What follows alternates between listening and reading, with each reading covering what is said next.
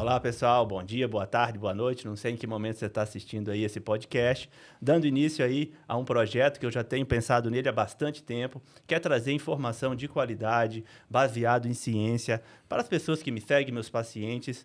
E aí estou contando com a ajuda aí de um amigo que também já foi paciente. Contei um pouco a história dele aí nos stories. A gente já gravou um podcast o ano passado que a gente não soltou na íntegra e a gente vai soltar ainda. E aí, estou aqui com o Gustavo, o grande Gustavo. Fala, Edu, tudo bem? Obrigado pelo convite, representando seus pacientes aqui, né? Isso, maravilha. E o Gustavo vai estar ajudando aí a conduzir o podcast hoje, se colocando aí no lugar do paciente, tirando dúvidas, que eu posso estar trazendo aí um pouco de conteúdo para vocês, com o tema de hoje que a gente escolheu. Eu abri o tema para votação de vocês sobre lipedema. Lipedema, doutor. A primeira coisa que vem na minha cabeça é Yasmin Brunet do BBB, que trouxe esse assunto, acho que para a mídia. Foi dali que partiu. Tá mais emergente esse assunto na mídia, né? Então, o lipedema, vamos dizer assim, que está no hype, né? Todo mundo comentando sobre lipedema, porque é uma doença que tem uma prevalência alta, cerca de 10% das mulheres chegam a ter lipedema, né? Com excesso de peso, sobrepeso, obesidade.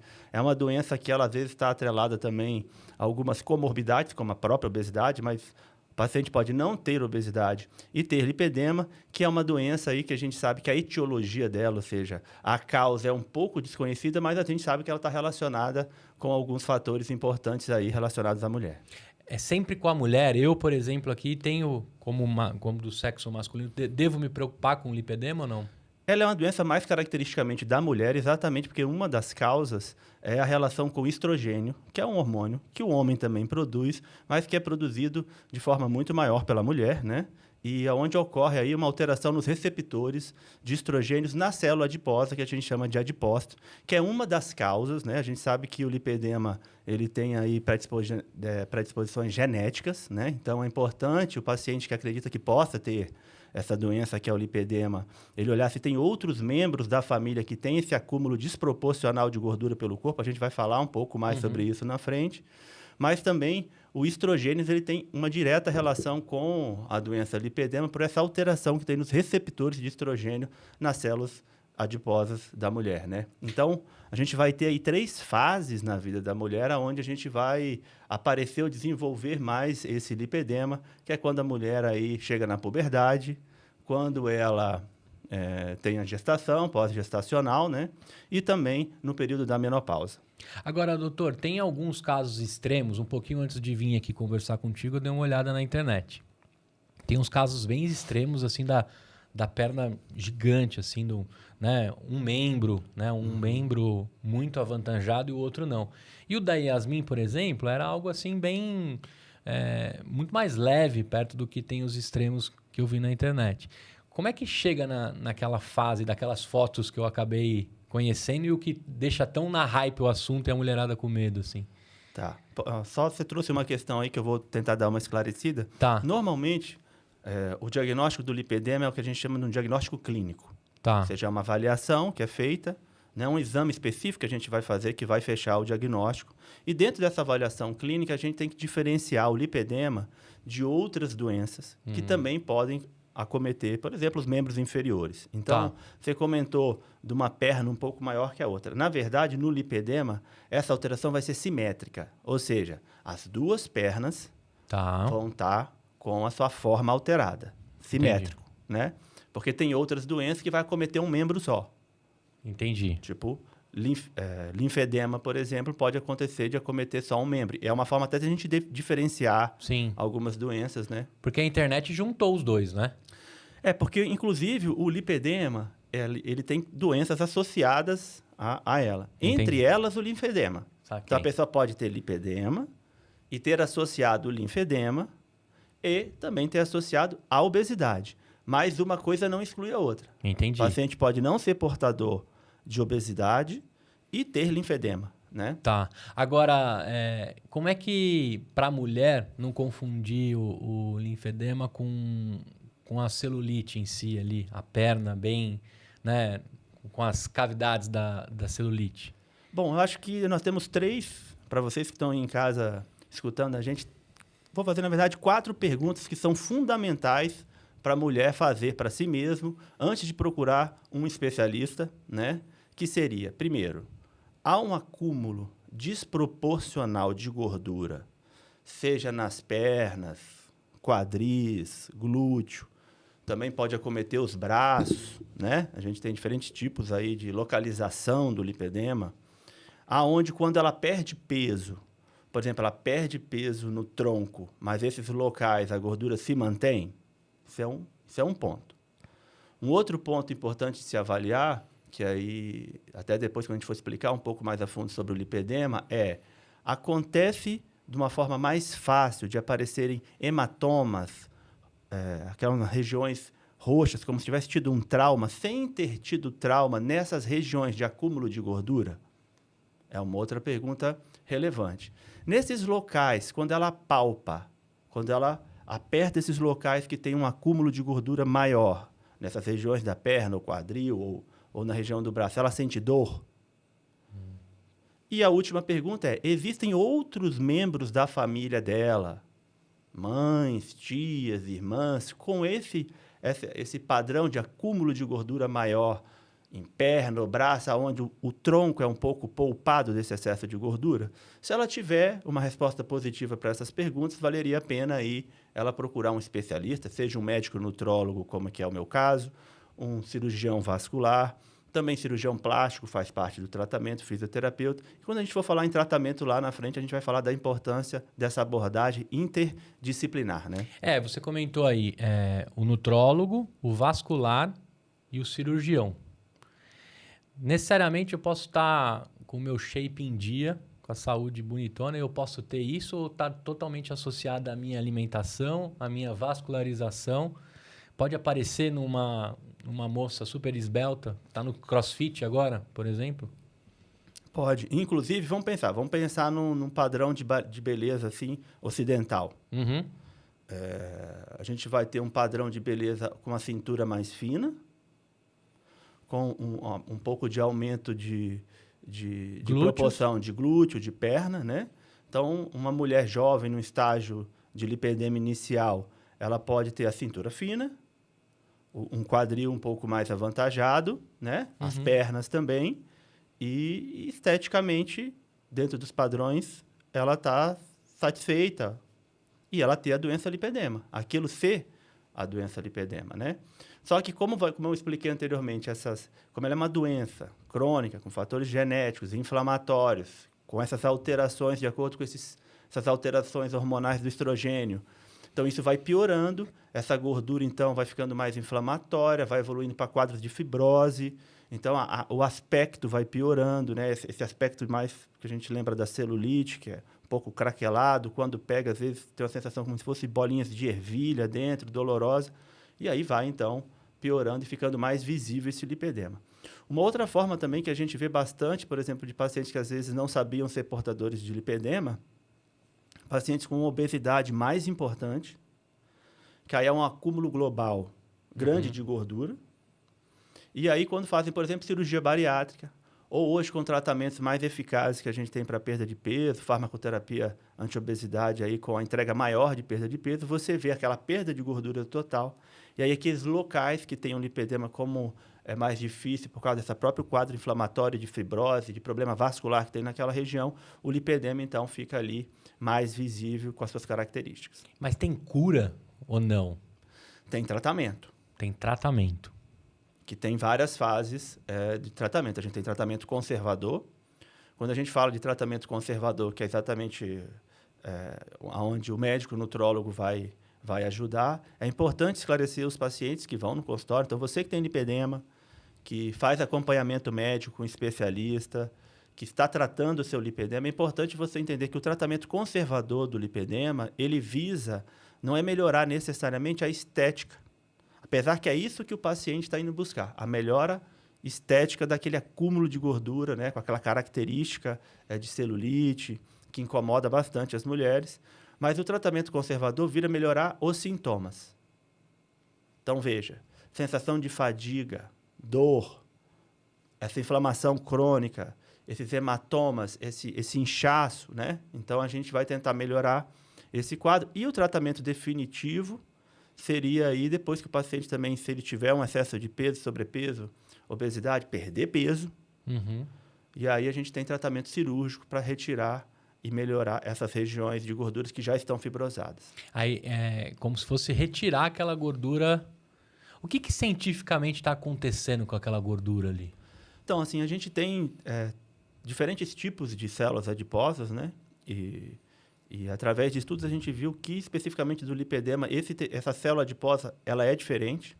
E por ela ter também essas alterações nos receptores de estrogênio, ocorre um estímulo onde essas células adiposas vão sofrer tanto aumento de quantidade, quanto também aumento do tamanho. Sim. Né? A gente chama de hipertrofia e hiperplasia do tecido adiposo, que vai levar, com relação a isso, a uma complicação na vasculatura local.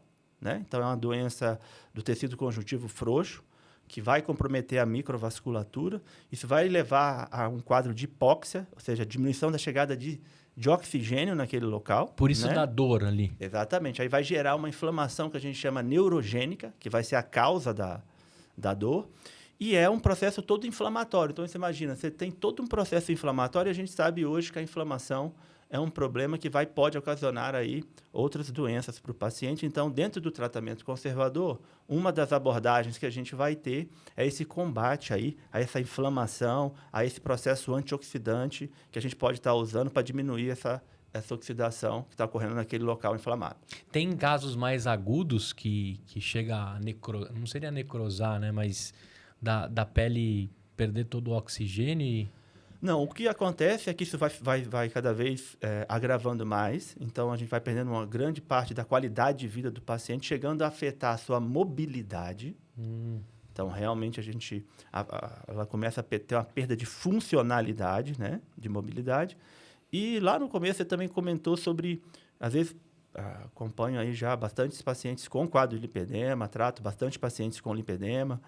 E às vezes é comum o paciente chegar, hoje a gente tem bastante informação que é de baixa qualidade nas redes sociais, e a gente sabe que o algoritmo, depois que a pessoa se interessou por aquilo, começa a entregar aquilo para o paciente. Fake e às vezes, ou não, né? E às vezes não é um conteúdo de qualidade. E às vezes o paciente, quando ele descobre que ele tem característica de ter a doença do lipedema, né? Algumas a gente já falou aqui, e ele entende que essa gordura é uma gordura que ela não sai, que ela é difícil de sair, por causa de tudo isso que a gente está tentando explicar, ela, então, pode entender de forma equivocada que ela não perde peso. E, às vezes, muitos dos pacientes, não são todos, têm sobrepeso e obesidade. Agravado pelo lipedema também. Com o lipedema. Com o lipedema. Mas perde peso. Então, por exemplo, até divulguei aí um paciente minha essa semana passada, né? Um casal que teve um resultado muito bom, fazendo tratamento aí específico para a obesidade. No caso dela, ela também tem lipedema, que perdeu 36 quilos.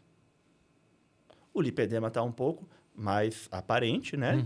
Nós estamos aí, como ela está em progressão de perda de peso, a gente está fazendo toda uma suplementação individualizada para diminuir os sintomas do lipedema, e ela já está aí agendado mais para frente, né?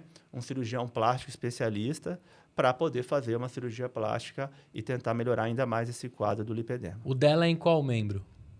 É quadril. Quadril. Principal no quadril. O mais comum de aparecer no quadril? Geralmente membros inferiores, né? Tá. Aí pode ser quadril e perna até no joelho. Tá. Pode ser quadril, perna, joelho e a parte final do membro inferior. A panturrilha? E aí é importante a gente entender que o lipedema, outra característica que ele tem, é que ele poupa extremidades, tipo o pé e as mãos. Então, por exemplo, é uma gordura que a gente vai falar que vai fazer um sinal de garrote. Imagina que a gordura da perna vem e ela termina no tornozelo e o pé é poupado. Inclusive, a gente tem um exame físico que a gente faz para poder diferenciar de outras coisas, que é uma coisa simples que a pessoa, você que está em casa, pode fazer. No dedo, assim, anterior ao dedão do pé, você tenta vir com a mão, a gente chama sinal de Stemmer isso, e você tenta puxar a pele assim, ó, igual eu estou fazendo aqui na minha mão, né? Se a gente consegue puxar a pelezinha assim, é um sinal que o pé está poupado. Não tem gordura lá no pé, sabe? Né? Se eu consigo fazer isso. Agora, se eu não consigo, pode ser que tenha outras doenças associadas, não necessariamente o lipedema, né? Entendi. E além das pernas, pode também ter acometimento só do joelho para baixo, só a perna e poupando o quadril. E a gente também tem só no braço e pode ser que a pessoa tenha em todas essas regiões. Só no braço a gente está falando lá no tchauzinho ou não? Isso. Lá no tchauzinho mesmo. Estou tratando atualmente uma paciente também, postei o resultado dela, 60 anos, perdeu 10 quilos, tem lipedema, um dos locais no braço, e ela teve a melhora clínica, estou falando de melhora clínica, sintomas, dor à palpação, né? Importante, principalmente região do braço. Agora, doutor, quando um paciente te procura com esse quadro de lipedema, qual o protocolo que se segue na grande maioria dos casos? Claro que cada paciente tem a sua conduta, mas basicamente o que acontece em consultório quando você pega um quadro desse? Primeiro a gente vai fazer essa avaliação clínica para ver se ele realmente se enquadra numa hipótese diagnóstica de lipedema, lembrando que a gente não tem um exame patognomônico, a gente chama, que a gente faz para diagnosticar. Não sai no sangue isso. Isso. Hoje a gente a gente tenta fazer alguns pontos de corte aí com ultrassom também do membro para avaliar a gordura, mas não há um exame padrão ouro para diagnosticar. É importante que o paciente tenha uma dieta aí que ajude ele a perder peso, dependendo do caso, né? Mas, assim, eu tenho um curso de capacitação especificamente lipedema feito pela Associação Brasileira de Nutrologia, que é a ABRAN, né? Que chama Lipedema em Foco, onde eles propõem lá a gente fazer, depois do diagnóstico, um tratamento dividido em passos, que a gente pode abordar aqui, que é o que geralmente a gente faz no consultório. Uhum. Lembrando que, aqui nesse espaço que eu vou abordar também aquela equipe que eu falei que é interessante ter uma equipe que seja interdisciplinar, vascular com e cirurgião. paciente, não, com mais que isso, né? Botando o paciente no centro. Uhum. E o mundo ideal hoje é que haja um contato entre essa rede de profissionais que estão auxiliando o paciente. Não ser aquela coisa picotada, sabe? Você está com um paciente falando, um profissional falando uma coisa para o paciente, o outro profissional falando uma coisa, que gera mais confusão do que sinergia, né? Telefone sem fio. O ideal é uma equipe em contato atuando em prol da saúde do paciente. Primeiro, vamos falar aí, o primeiro passo nesse tratamento, apesar de não existir uma dieta específica para lipedema, o que a medicina baseada em evidências mostra para a gente, o que os estudos mostram para a gente? Nós temos 2 tipos de dieta especificamente mostrando um resultado um pouco superior, que vai atuar aí também pensando nesse processo de inflamação que o próprio lipedema tem, que seria uma dieta cetogênica, onde há um consumo baixo de carboidrato e o corpo utiliza, então, corpos cetônicos como fonte de energia. A gente teria uma variação aí também baixa em carboidrato, dietas low carb, mostrando também um resultado interessante. Lembrando sempre que tem que ser uma dieta variada, equilibrada, com nutrientes e, geralmente, com déficit calórico, para que a gente consiga perder peso. E também a dieta que a gente chama de dieta do estilo mediterrâneo, que é uma dieta que tem um grande potencial anti-inflamatório, rica em peixes, frutos do mar, frutas que são ricas em antioxidantes, como as frutinhas vermelhas, né? Uhum. Gorduras boas, como azeite, castanhas, enfim. Então, o ideal é a gente começar esse plano alimentar, o primeiro passo, né? Individualizado para o paciente, talvez seguindo alguma dessas abordagens, mas lembrando que não existe uma dieta específica para o lipedema. O segundo passo, que ele é fundamental, e eu falo isso em todas as consultas, em todos os lugares que eu vou, quando eu converso com meus pacientes, o próprio tratamento da obesidade, né, que eu já falei outras vezes, ele segue uma pirâmide, pensando agora especificamente na obesidade. Uhum. Mudança do estilo de vida. A pessoa tem que se tornar um praticante regular de atividade física, ter um sono de qualidade reparador, ter uma alimentação saudável, equilibrada, individualizada para o caso dele, evitar ter hábitos que sejam nocivos para a sua saúde, tabagismo, excesso de consumo de álcool, drogas, alimentação ultraprocessada. Então, essa é a base. O segundo pilar é o apoio psicológico, né? É tratamento, terapia cognitivo-comportamental para perda de peso. O mesmo vale para o lipedema. O segundo passo, então, é pensar num psicólogo. Por quê? Porque a gente sabe que hoje há uma pressão muito grande sobre a estética, Sim. sobre a imagem corporal, e o lipedema ele faz deformidades no corpo da mulher. Então, isso é uma causa grande de sofrimento psíquico, né? Se a mulher não tiver uma estrutura cognitiva boa para lidar com as imperfeições que nós todos temos, né? Então, uma terapia, procurar um psicólogo para poder trabalhar essas questões da autoimagem, questões da importância do acompanhamento, né? De todo esse aporte, esse suporte psicológico, pensando numa saúde biopsicossocial. Um terceiro passo que a gente pode pensar aí nesse tratamento é um acompanhamento com o fisioterapeuta. O fisioterapeuta é fundamental no tratamento do lipedema. A gente tem tratamentos aí de compressão, descompressão, drenagem linfática, mas é importante que sejam profissionais sérios, capacitados, para poder fazer esse manejo do paciente que tenha lipedema.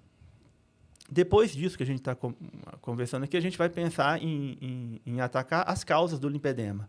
Apesar de a gente não ter um tratamento que seja muito eficaz, aqui eu tudo estou falando de tratamento conservador ainda, né? Apesar da gente não ter um tratamento que seja super eficaz, a gente tem uma série de suplementos, de medicações que podem ser usadas, atacando essas diferentes áreas aí do lipedema. Então, suplementos com potencial anti-inflamatório, como a cúrcuma, o ômega 3, né? É um excelente anti-inflamatório natural. A gente pode potencializar o sistema antioxidante do nosso corpo com selênio, com zinco. A gente sabe também que esse adipócito do lipedema é um adipócito que produz pouca energia, então a gente tentar melhorar a biogênese mitocondrial com suplementos como resveratrol, coenzima Q10, enfim, tem uma série de suplementos que a gente pode usar. A gente tem algumas medicações que tem algum nível de evidência que a gente pode usar. A metformina, por exemplo, que é uma medicação que é usada para diabetes, ela pode ter um efeito nesse processo de fibrose do lipedema. E a gente pode utilizar também, a gente tem algum nível de evidência, o uso de medicações que são utilizadas para TDAH e compulsão alimentar, como o Venvance, melhorando essa parte dessa microvasculatura, do aporte de nutrientes e melhora do lipedema. Mas tudo isso muito individualizado para cada caso, né? É importante quem esteja ouvindo a gente aí não sair comprando suplementos ou pensando em medicações de nenhum tipo, sem um acompanhamento com um profissional capacitado, né? E quanto tempo pode levar esses passos, doutor?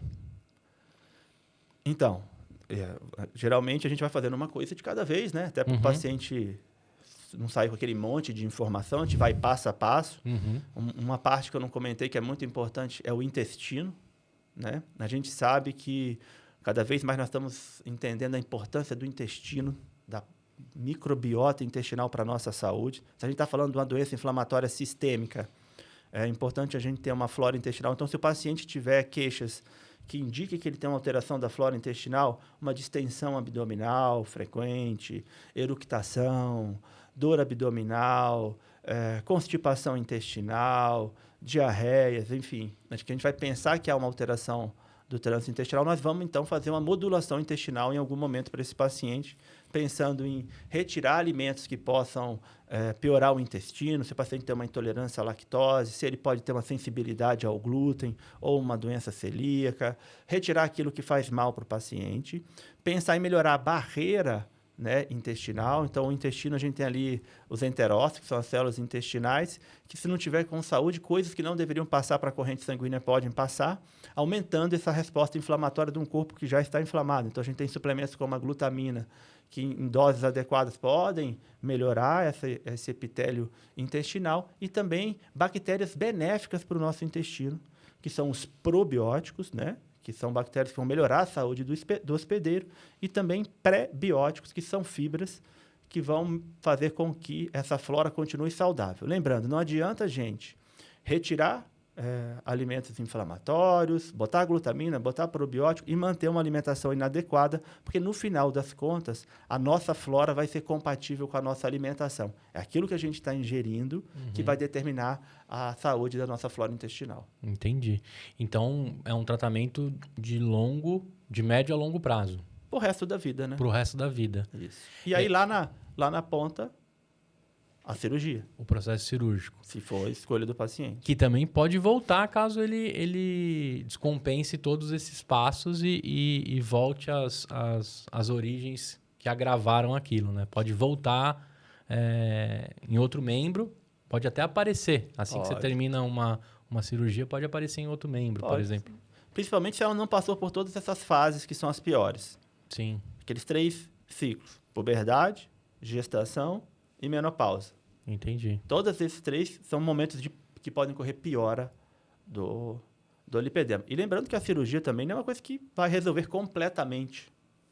O cirurgião vai avaliar o que pode ser retirado, como que vai melhorar, né? Em mesa ali de cirúrgica, aquela gordura, ela tem diferença? Muito. A que foi retirada e a que é do corpo normal? Muito.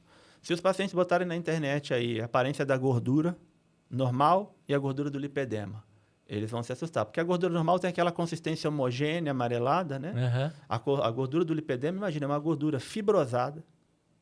A gente tem umas placas, umas traves, né, de fibrose, com aqueles acúmulos de gordura densificados, que é isso que quando a gente palpa, sente assim uma sensação como se fosse de ervilha, umas nodulações dolorosas, né? Então, é uma característica bem diferente do lipedema para a gordura normal. Agora, sou mãe, minha filha vai ter?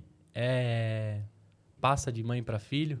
Pode. A gente sabe, por isso que uma das perguntas lá que a gente falou anteriormente tem outros membros na família que tem? A gente sabe, apesar de a gente não compreender completamente a etiologia, a causa do lipedema, a gente sabe que se tem membros na família, aumenta a chance de se ter o lipedema. E não tem estudos agora que, por exemplo, não tem nenhum indício, não tenho nada na família, mas quero evitar ter.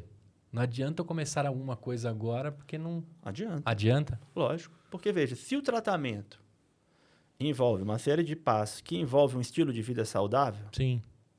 Nós falamos de uma alimentação anti-inflamatória, né? Nós estamos falando de manutenção de peso. A gente está falando que ela geralmente vem associada com outras doenças como a obesidade. Então, a pessoa está sempre atenta de se manter no peso.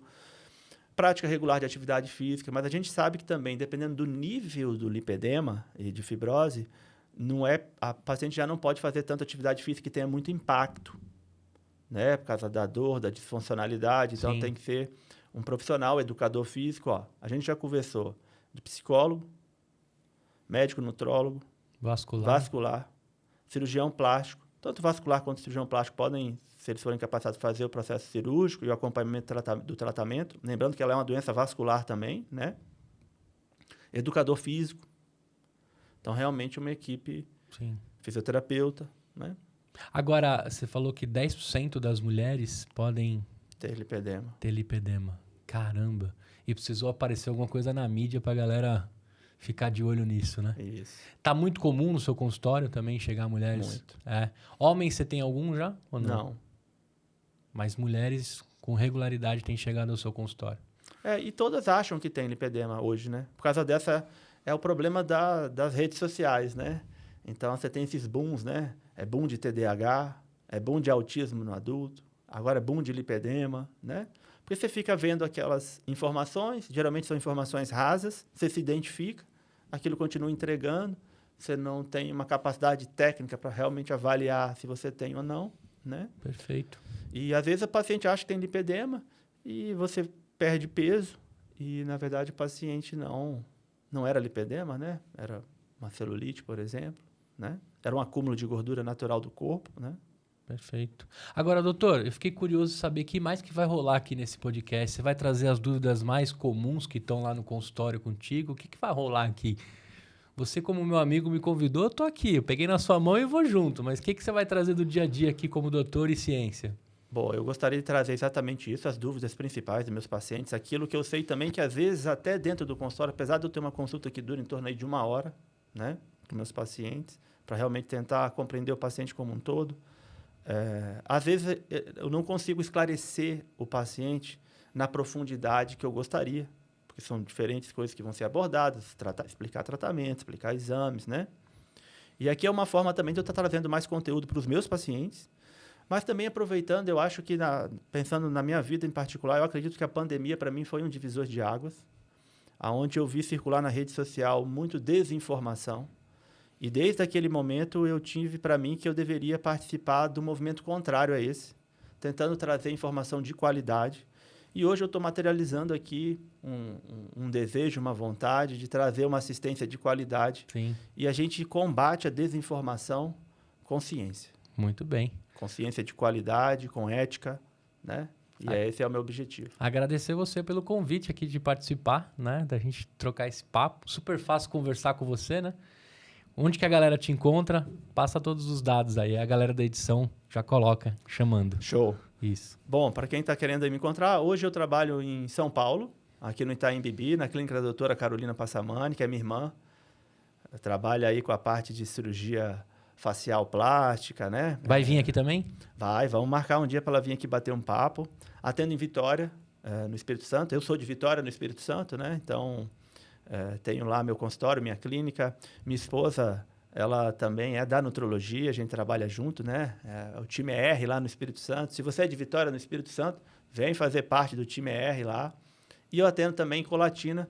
As minhas redes sociais, para quem quiser me encontrar, é DR Eduardo Passamani, tá? E vai ser um prazer ter você me acompanhando aí para que eu possa estimular um estilo de vida saudável, que é um dos meus propósitos de vida. Bom, lá no meu próprio Instagram, eu fiz uma enquete para poder decidir o tema que eu ia abordar aqui nesse primeiro episódio, e aí ficou empatado entre lipedema e nutrição e suplementação ergogênica para o esporte, lembrando que eu tenho também uma pós-graduação em nutrologia esportiva. E aí, importante vocês estarem lá para vocês estarem trazendo temas que vocês gostariam que eu estivesse abordando com vocês aqui no podcast, e conto com a presença de vocês. Bom, pessoal, então se você tem lipedema, está procurando um acompanhamento e uma avaliação individualizada, vai ser um prazer aí poder te auxiliar. Se não tiver condições de estar passando no consultório comigo, procurar um médico que possa ser capacitado para te avaliar e te ajudar, e um até breve.